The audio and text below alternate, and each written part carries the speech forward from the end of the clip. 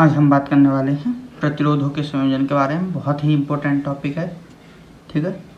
प्रतिरोधों का संयोजन सिर्फ दो प्रकार से होता है, इसमें पहला है श्रेणी क्रम संयोजन और दूसरा है समांतर क्रम संयोजन।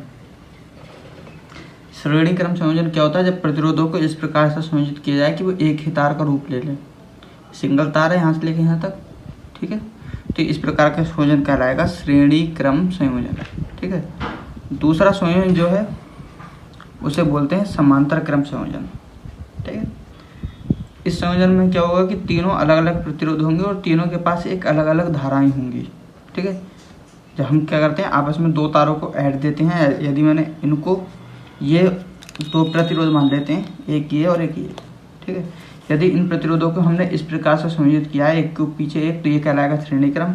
यदि इनको इस प्रकार से संयोजित किया कि इसके दोनों कोण आपस में ऐड दिए गए हों, तो ये कहलाएगा इसका समांतर क्रम संयोजन, ठीक है। अब बात करते हैं श्रेणी क्रम संयोजन के बारे में, ठीक है। तो ये प्रतिरोध हैं तीनों, जिन्हें क्या करा है, एक का सिर दूसरे की पूंछ, दूसरे का सिर तीसरे की पूंछ से, इस प्रकार से ये आपस में क्या है, जुड़े हुए हैं, ठीक है।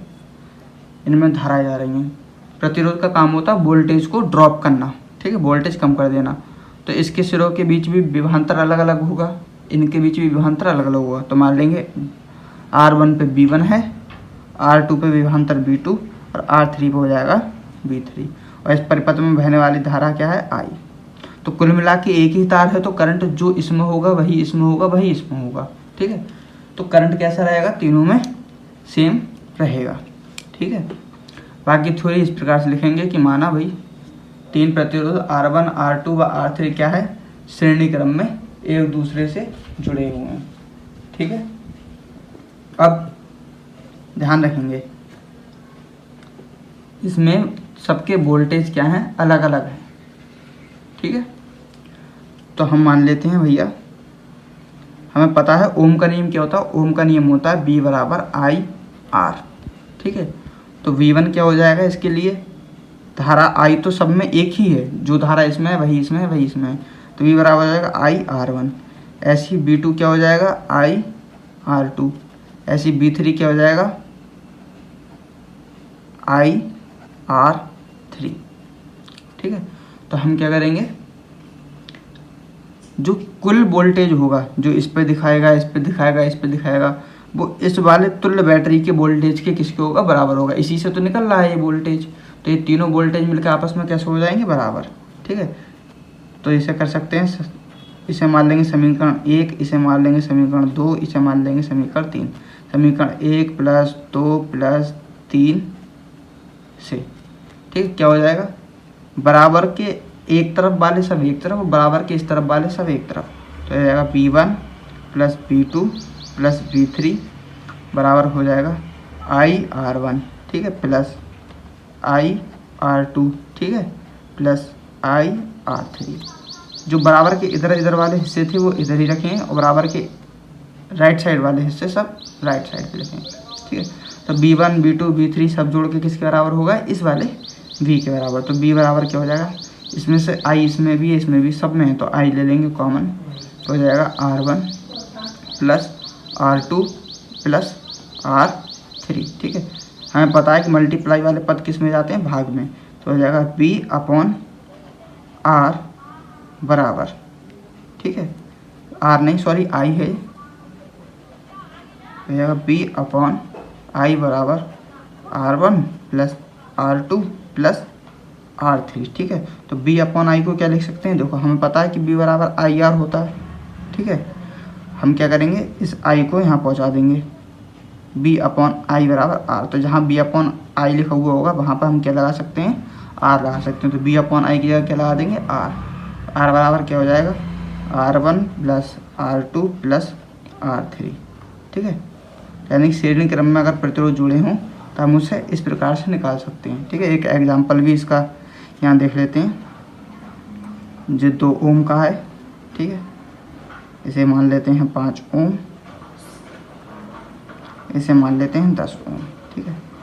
ये इस प्रकार से जुड़े हुए हैं किसी बैटरी B से, ठीक है। तो इनका तुल्य प्रतिरोध यानी कि कैपिटल R बराबर क्या होगा, ये हो जाएगा R1, ये हो जाएगा R2, ये हो जाएगा R3। R1 + R2 + 3, ठीक है। यानी कि ये कितना हो जाएगा 2 ओम प्लस 5 ओम प्लस 10 ओम, ठीक है। 2 और 5 7, 7 और 10, ये टोटल हो जाएगा 17 ओम का प्रतिरोध, ठीक है। इसे ओम बोलते हैं हिंदी में प्रतिरोध, ठीक है। इस प्रकार से इसका तुल्य प्रतिरोध R निकाला जा सकता है। अब बात करते हैं समांतर क्रम संयोजन की, ठीक है।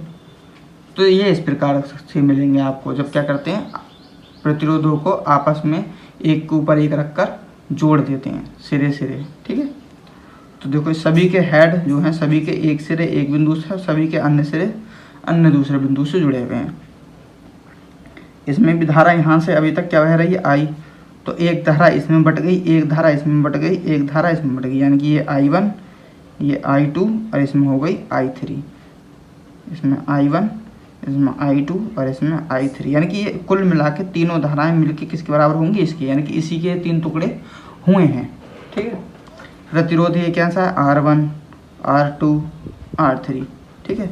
अब बात करते हैं वोल्टेज की कि इनके सिरों के बीच में जो विभवांतर होगा वो क्या होगा, ये इस B के बराबर ही होगा। क्यों होगा, क्योंकि देखो बैटरी का टर्मिनल यहाँ से लेके यहाँ तक ये टोटल बैटरी का ही करंट है, कोई वोल्टेज कहीं ड्रॉप नहीं हुआ, कोई और चीज़ नहीं है।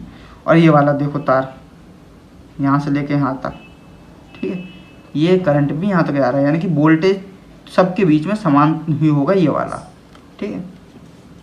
तो हम फिर से इसके लिए क्या करेंगे, जब समांतर क्रम में होगा तो हम क्या निकालेंगे, देखो हम पता है कि V बराबर IR होता है, ठीक है। तो इसी से निकालेंगे हम सारी चीज़ें।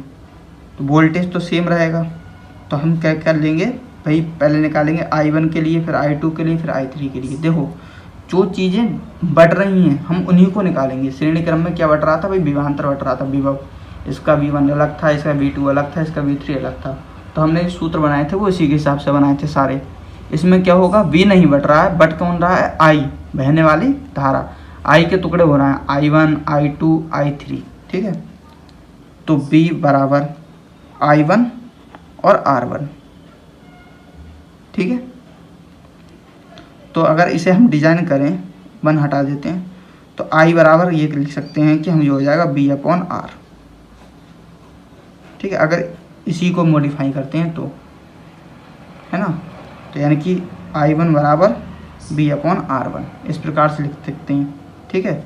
ऐसी I2 को लिखेंगे तो ये क्या हो जाएगा V/R2, ठीक है। ऐसी I3 को क्या लिख सकते हैं, V/R3, ठीक है। ये समीकरण 1, ये समीकरण 2, ये समीकरण 3। फिर से वही सेम फंडा अपनाएंगे, क्या करेंगे, तीनों समीकरणों को जोड़ देंगे, ठीक है। समीकरण 1 प्लस समीकरण 2 प्लस समीकरण 3 से, ठीक है। फिर भाई ये बराबर किधर है, बराबर किधर, बराबर किधर, बराबर के लेफ्ट साइड वाले सब लेफ्ट साइड पे, क्या हो जाएगा I1 plus I2 plus I3 बराबर। अब बराबर के राइट साइड वाले यानी कि ये V/R2 V/R2 V/R3, ठीक है, क्या हो जाएगा V/R1 plus V/R2 plus V/R3, ठीक है। I1 I2 I3 ये तीनों मिलाकर क्या हो जाएंगे, कुल धारा ये वाली जो बह रही थी।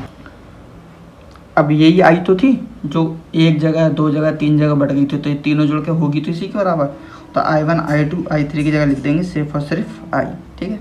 इसमें भी V है, इसमें भी V है, इसमें भी है, तो यानी यहाँ से ले लेंगे V कॉमन, क्या बचा 1/R1 plus 1/R2 plus 1/R3।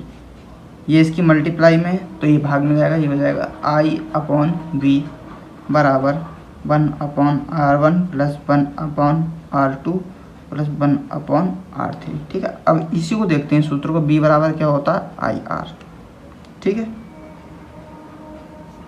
तो B/ये इसके बटे में जाएगा, I बराबर R हो जाएगा। हमें क्या चाहिए, I/B, यानी कि इसका उल्टा चाहिए, तो हम क्या करेंगे, इस R का भी उल्टा कर देंगे, यानी कि I/B की जगह पर लिख सकते हैं 1/R, है ना, ठीक है। तो I/B की जगह पे क्या लिखेंगे 1/R बराबर 1/R1 plus 1/R2 plus 1/R3, यानी कि सभी व्युत्क्रमों का योग, ठीक है। जैसे कि उदाहरण ले लेते हैं, एक एग्जाम्पल, ठीक है।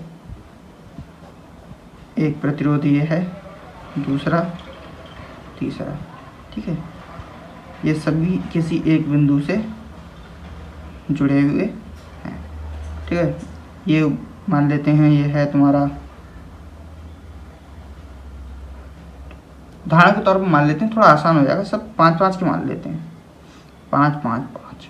तो इनका तुल्य प्रतिरोध क्या होगा, ठीक है, 1/5 प्लस 1/5 प्लस 1/5, ठीक है। यानी कि टोटल क्या हो जाएगा, एलसीएम आ गया 5, ऊपर को हो जाएगा 1 + 1 + 1, ठीक है। नहीं दिख रहा है, इधर कर देता हूँ थोड़ा तिरछा, 1 + 1 + 1, यानी कि ये कुल मिला के हो जाएगा 3/5 बराबर 1/r। बस समांतर क्रम में ये याद रखना, हमें मान चाहिए होता r का, तो हम इसे क्या कर देंगे, उल्टा, यानी कि r बराबर क्या हो जाएगा, इसको भी उल्टा करेंगे तो r बराबर हो जाएगा 5/3 ओम, ठीक है। उम्मीद है आपको अच्छा लगा होगा। चैनल को सब्सक्राइब करें। Have a good day.